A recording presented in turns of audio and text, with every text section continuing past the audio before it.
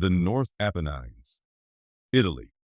Here, in the mountains right external Florence, a youthful Leonardo da Vinci invested a lot of his energy looking at the secrets of nature. Since his folks were not hitched, he was avoided from the lofty institutes went to by quite a few people of his counterparts. Florence, the dispassionate foundation is changed, and this establishment of learning happens. Presently, we realize that Leonardo da Vinci isn't permitted to enter this institute. Wallace. This is a young fellow who's essentially left all alone, here and there, for as long as 19 years, going around the open country. He was checking rocks out. He was concentrating on birds. He was checking out at the progression of water. He was concentrating on mountains. He was in a real sense submerged in nature. Birds tweeting. No other craftsman in the Renaissance truly showed that much interest in the regular world and the encompassing scene. He strived for information. He strived for data. He can make a collection of information which is comparable to the assemblage of data which the non-romantic institute, collectively of creatures, can put out. Narrator. It was additionally in the North Apennine Mountains that Leonardo was accepted to have found the cavern that he expounded on in his diary. The account of the cavern, almost certainly, it occurred around 1480, since apparently that is the second at which this is written in the Codex. The way that Leonardo decides to record this experience with the cavern, I think demonstrates that it essentially affected the craftsman mentally. Narrator. Yet albeit the specific area of the cavern and the date Leonardo found it stays obscure, there are numerous who accept that it might give the way to figuring out the wellspring of the craftsman's mind, boggling virtuoso, and the response to the secret of what has been going on with him during his missing 2 years. Henry. He goes inside the cavern. Then, at that point, he vanishes. Also, it proposed to personal time travel entryways. These initial entryways, or stargates, and radiating to either the past or the future, and afterward getting back to right now. Ever, you have specific individuals, similar to Leonardo da Vinci, whose virtuoso is simply so unimaginable, and the dreams that they have. In numerous ways, it's like they're ready to see what's to come.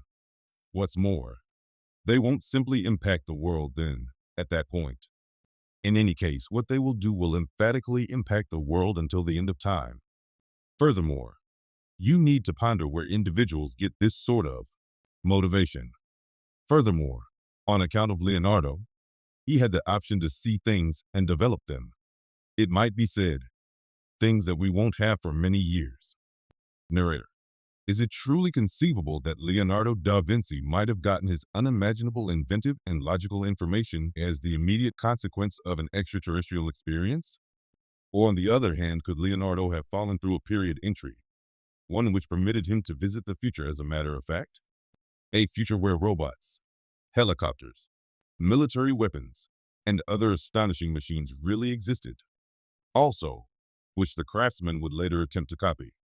Some antiquated space explorer scholars accept the response can be followed back to work he did on the Annunciation, and the meaning of his purported vanishing holy messenger. Leonardo and Verrocchio's Annunciation depicts the second at which the heavenly messenger Gabriel has shown up and has let the Virgin Mary know that she's pregnant with a child of God. Sulos.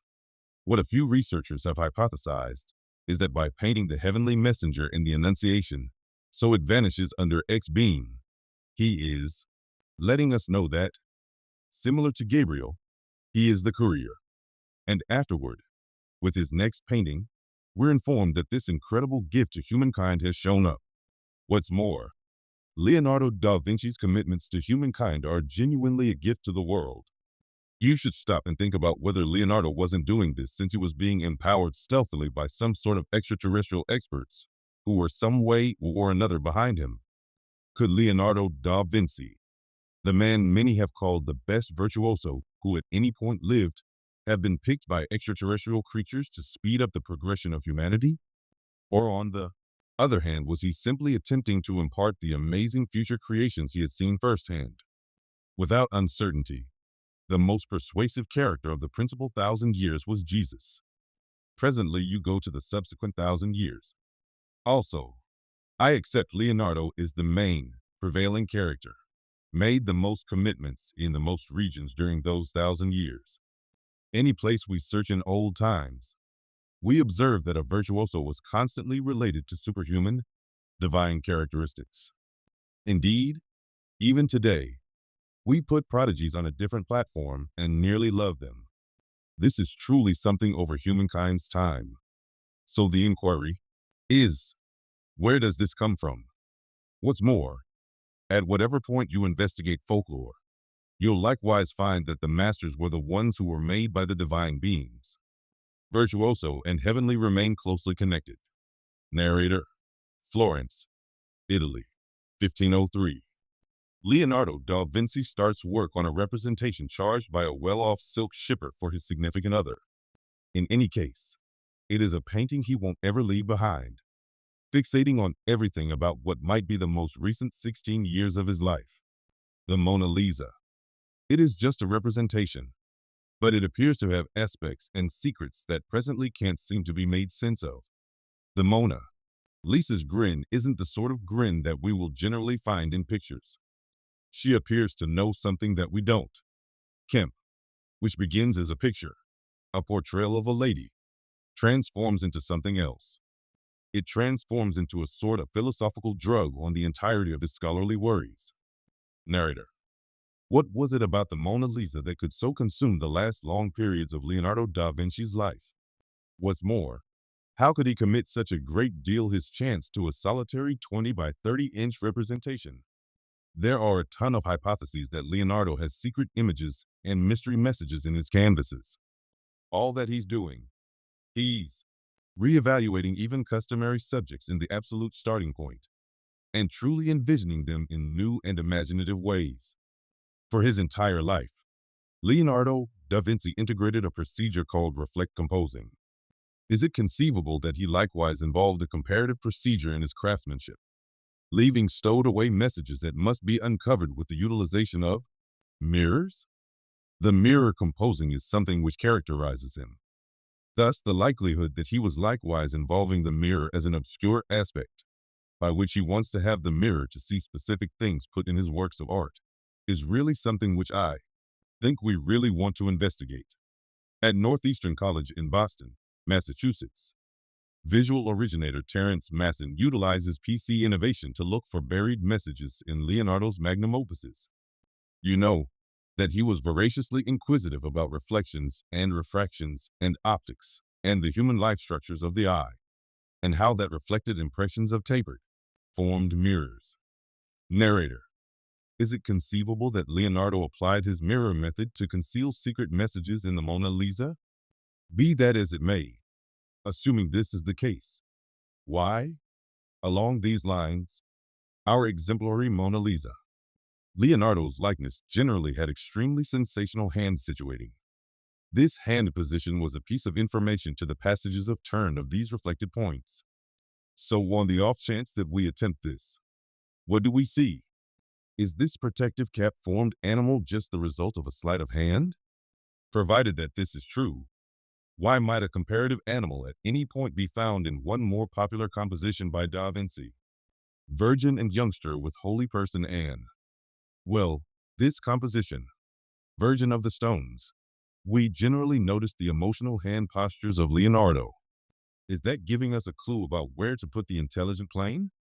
So we're in a 3D climate here. We can do anything we need. We simply make somewhat copy, arrive in somewhat closer. That is somewhat creepy. All in all, fascinating comparability to how we manage the Mona Lisa. Isn't that so?